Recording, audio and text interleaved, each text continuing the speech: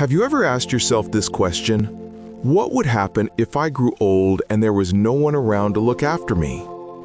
It's a question that many people avoid. Some even push it away, thinking, that won't happen to me. But the truth is, millions of older adults around the world are living alone, and some of them are not prepared for the risks. Now here's a little challenge for you. Pay close attention to the third strategy in this video. It might be the most practical one, but it's also the one most people forget. If you agree with it, type the number 3 in the comments. And if one of the 5 tips feels like the most important for your own life, write that number below. Let me take you into a story that shows why this matters. The story of Helen and Robert. Helen was 72, living alone in a small town. She had outlived her husband and her children had moved abroad. Her friends would visit from time to time, but most days were quiet. Robert, on the other hand, was 68. He had also lost his spouse, but he had built a daily routine that kept him strong, safe, and connected, even though no one lived with him. Both of them were facing the same reality, growing older without a caregiver at home. But their lives unfolded in very different ways. Through their stories, I'll share with you 5 ways to stay safe and healthy if you find yourself alone in your later years. Number 1, build a safety net before you need it. Helen used to think, I'll be fine, I don't need anyone. But one winter evening, she slipped on the kitchen floor. She couldn't reach the phone, and hours passed before a neighbor came to check in. That day, she realized the risk of isolation. Robert, on the other hand, had prepared differently. He installed grab bars in the bathroom, kept a medical alert device on his wrist, and set up weekly check-in calls with his neighbor. The lesson here is clear. Don't wait for an accident to happen. Create your safety net early.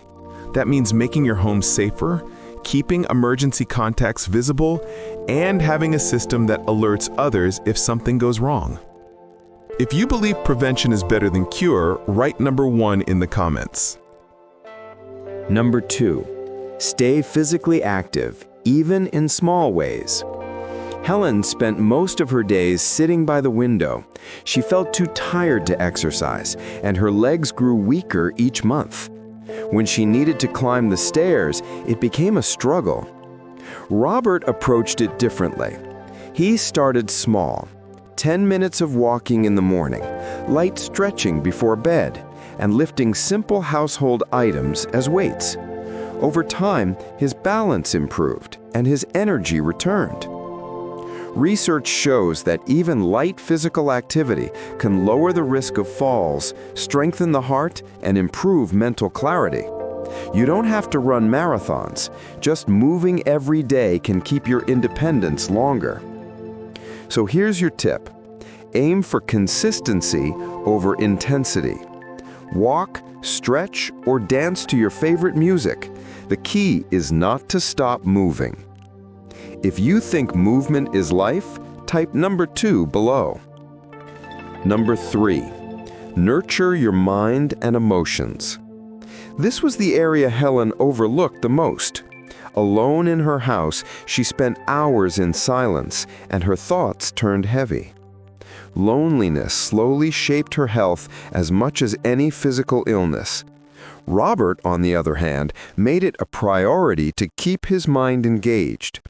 He joined an online book club, played chess with friends on his tablet, and practiced mindfulness exercises every morning. Mental health is often ignored in later years, but it's just as important as physical health. Studies link loneliness to higher risks of dementia, depression, and even heart disease. So here's the practical tip. Stay connected in whatever way you can. Phone calls, community centers, online groups, or even learning something new. Your brain thrives on stimulation and connection. If you agree that mental health is a priority, write number 3 in the comments. Number 4, eat smart and simplify nutrition. Helen often skipped meals. Cooking for one felt like too much work, so she relied on processed foods. Over time, her energy dropped, and she caught colds more often. Robert handled it differently. He planned simple, balanced meals: oats with fruit for breakfast, soup with vegetables for lunch, and grilled fish or chicken with greens for dinner. He also prepared portions in advance, so eating well didn't feel like a burden. Nutrition doesn't have to be complicated. For older adults, the focus should be on fresh fruits, vegetables, whole grains, lean proteins, and plenty of water. And here's a little secret: smaller, consistent meals often work better than heavy ones. Food is fuel for both body and mind. If you treat it as medicine, it will support you for years to come. If you agree nutrition is the foundation of health, type number 4 in the comments. Number 5. Have a plan for emergencies. This was the hardest lesson Helen learned. One night, she felt sudden chest pain. She didn't have a clear plan, and panic made her situation worse. Luckily, she recovered, but the fear stayed. Robert had created an emergency plan.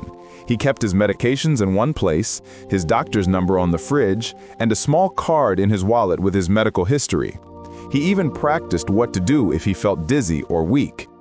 An emergency plan doesn't mean you're expecting the worst. It means you're prepared.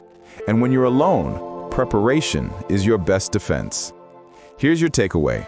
Write down your emergency steps, tell a neighbor or friend about them, and keep important numbers within reach. It could save your life. If you agree preparation is strength, type number 5 in the comments. The bigger picture. Living alone doesn't mean living unhappy.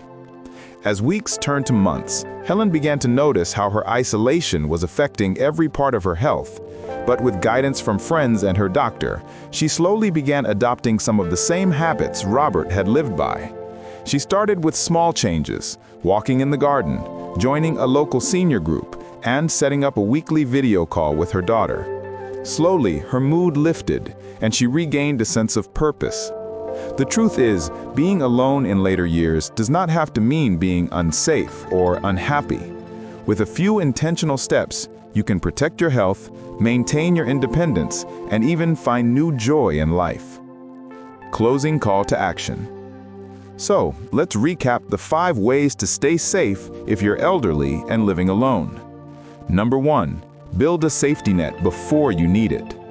Number 2, stay physically active, even in small ways. Number 3, nurture your mind and emotions. Number 4, eat smart and simplify nutrition. Number 5, have a plan for emergencies. Which of these spoke to you the most? Write that number in the comments below. If you strongly agree with number 3 about mental health, let's see how many of us share the same belief by typing 3 right now. And if this story gave you valuable insights, don't forget to subscribe for more content about healthy aging, longevity, and living with strength and confidence after 50. Remember, aging alone doesn't mean aging in silence. It means writing your story with courage, wisdom, and care for yourself.